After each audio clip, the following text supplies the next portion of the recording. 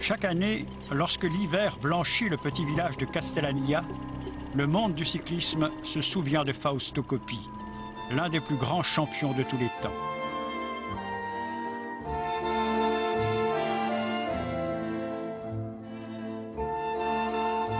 Domenico et Angiolina avaient 5 enfants. Livio, Fausto, Claudina, Maria et Circe. Merlano, il est charcutier à Novi Ligure, à 15 km de Castellania. Coppi apprend qu'il cherche un jeune et postule à l'emploi. Il est accepté. Il livrera les panettone à l'aide d'un vieux vélo.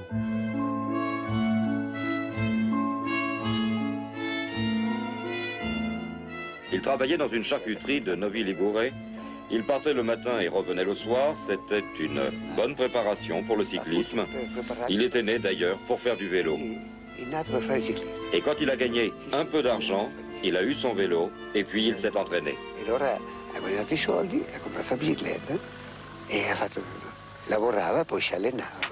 Et la maman était-elle d'accord?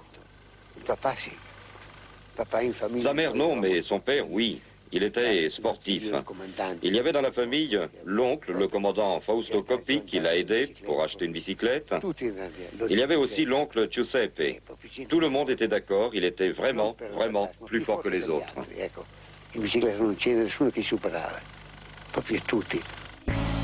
Il a fait connaissance de Biagio Cavanna, un masseur devenu aveugle.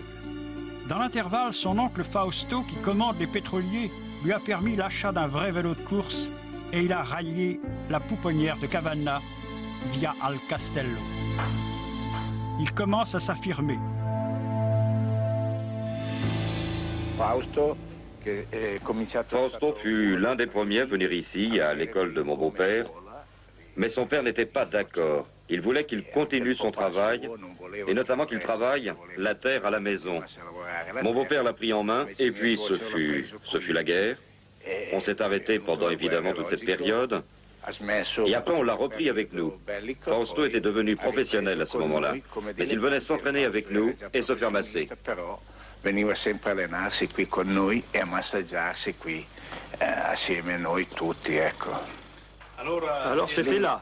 Il y avait une grande table et nous mangions là quand il faisait beau. Quand il pleuvait, eh bien on prenait la table et on mangeait là en dessous. Tout va très vite. Coppi devient recordman du monde de l'heure en 1942. Auparavant, il réussit un coup de maître au Tour d'Italie 1940. Bartali l'a engagé dans sa formation. À la sortie, Coppi devance le Florentin, crime de lèse-majesté. On l'oublie bien vite, car le canon tonne du côté des Alpes. C'est la guerre. Avec son ami Ventura, il est affecté au 38e régiment d'infanterie de la division Ravenne. Prisonnier des Anglais en Tunisie sur la ligne Marette, il regagne l'Italie, dans les geôles britanniques. Il nourrit des projets avec une petite génoise, Bruna, rencontrée avant la guerre. Ils vont se marier. C'est le bonheur retrouvé. Et bien vite, on se rend compte qu'il n'a rien perdu de sa classe. Dans Milan-San Remo, il lâche les autres concurrents, sauf dans un premier temps le Français Lucien Tesser. Mais l'opiniâtre Lucien ne restera pas longtemps dans son sillage. Les événements se précipitent dans une offensive brutale, éclair, inattendue. Coppi est seul. Entre cet athlète mécanisé qui tourne les jambes tel un automate et ses pauvres adversaires volatilisés, la distance augmente à chaque kilomètre. Même Bartali, le dieu de l'Italie, n'a pu suivre.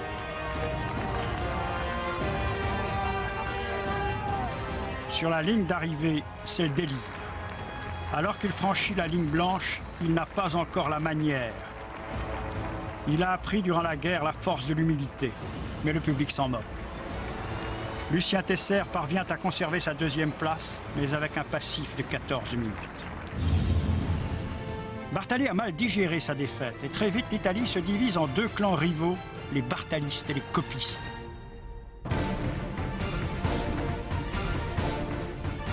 Bartali et Coppi se retrouvent au Tour d'Italie et mettent l'épreuve hors de portée des autres concurrents. Bien mieux, dans les Dolomites, sur les rampes du Falzarego, Coppi a lâché son rival. Il l'emporte au vélodrome de Bassano del Grappa, mais la victoire finale ira néanmoins à Bartali pour quelques secondes. Fausto me guette, dira le Toscan. Je suis en sursis, mais je ne me rendrai jamais.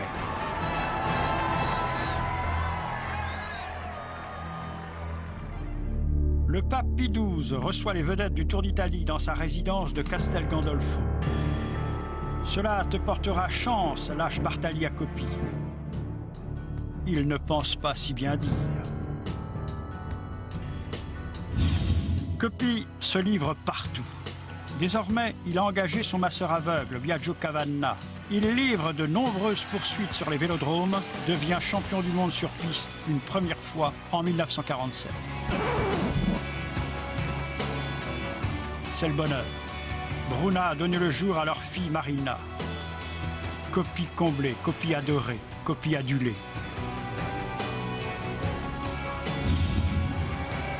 Paris-Roubaix 1949. Coppi participe avec son frère cadet Cercé, devenu professionnel.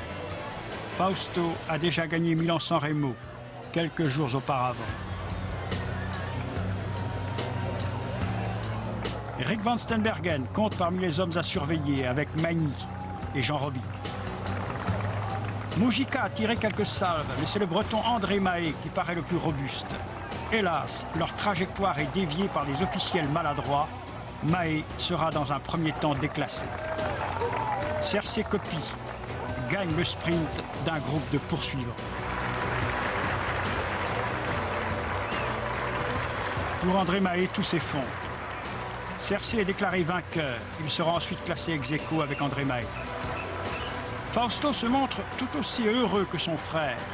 C'est la fête au sein de la formation Bianchi, car l'on apprécie Cercé pour sa constante bonne humeur.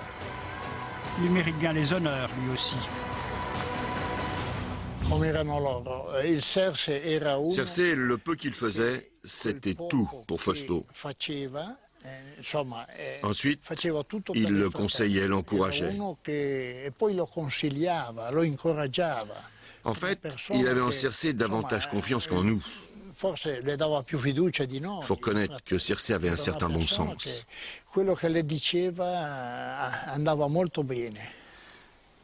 Alors, comme caractère, comment était-il exactement? Il était très sympathique, il aimait rire, s'amuser.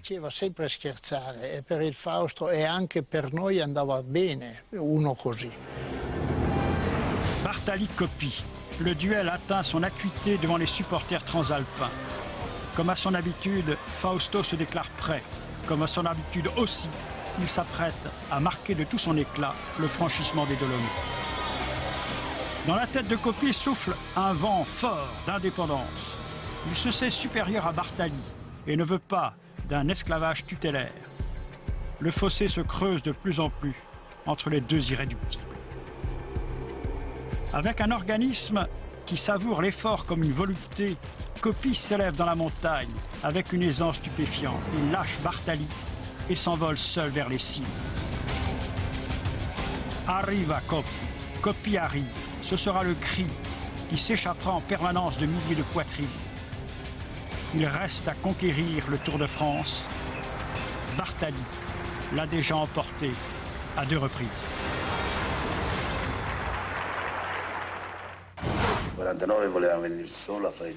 En 1949, il voulait venir seul au Tour de France, parce qu'il avait gagné le Tour d'Italie. On a fini par se mettre d'accord, on est partis ensemble avec un contrat. Mais voilà, il est tombé au début dans l'étape de Saint-Malo. Il a voulu abandonner, je l'ai fait attendre par Magny, Ricci, Martini, mais il restait encore beaucoup de kilomètres à couvrir. À force de courage, il a continué. Il savait d'ailleurs qu'en se retirant, il ne courrait plus le Tour de France. Je pense que c'est à ce moment-là, à partir de là, qu'il est devenu un grand champion. Dans l'étape de Saint-Malo, au début du Tour, il a connu la défaillance et une grave crise morale. Sur les 92 km contre la montre, entre les Sables-d'Olonne et La Rochelle, il pédale dans un style aussi pur que celui de la Divine Comédie. Il devient l'unique, encouragé par son directeur sportif, l'ancien champion Alfredo Binda. Jacques Marinelli, qui porte le maillot jaune, paraît encore plus minuscule. Et Kubler subit une lourde défaite, sans toutefois démériter. Pyrénées et Alpes restent à franchir. De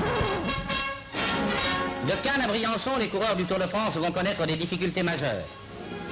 Après Grasse, la parfumée, le Suisse Kubler se met en jambe. Et le barrage de Castillon en chômage pour mieux voir passer le peloton. La pluie a fait sortir les imperméables au pied du col d'Alos. Le peloton reste longtemps groupé. Et le petit Marinelli grimpe en danseuse. Kubler s'est encore échappé. Mais les dos se courbent au sommet du col de Vars. Descente en toboggan. Et aussitôt attaque du col de l'Isoard. Kubler, échappé, a été rejoint par Coppi et Bartali. Et c'est Gino Bartali qui gagne à Briançon.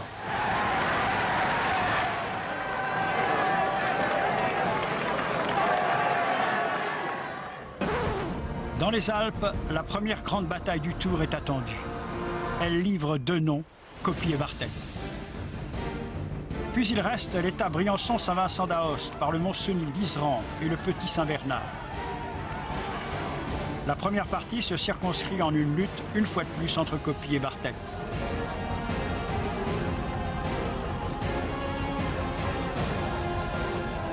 Mais alors que l'on entre en Italie, Gino Bartali est victime d'une crevaison et d'une chute.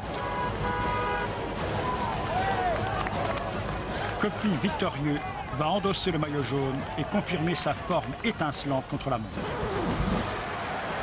Après l'union charmante de l'Auvergne, de la Bretagne et de l'Alsace, c'est le départ vers Nancy, course contre la montre, départ de 4 en 4 minutes. Coppi paraît très à l'aise. Marinelli aussi.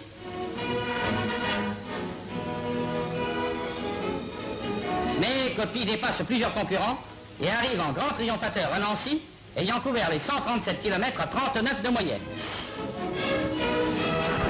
Après le baiser lorrain en route vers Paris.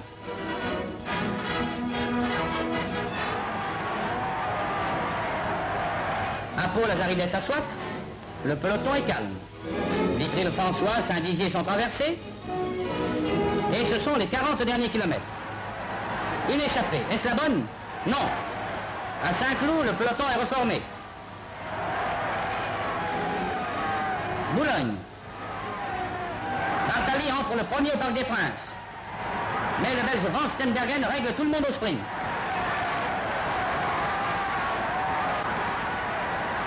Coppi parle à Lynn Renault d'une cabane au Canada, et ce sont les embrassades, les fleurs et les tours d'honneur. Marinelli sourit. Coppi a gagné, le Tour de France est terminé.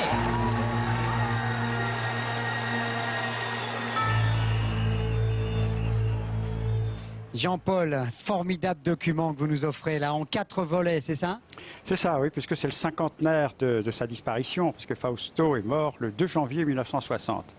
Voilà, nous aurons donc 4 documents sur Fausto Coppi. Merci.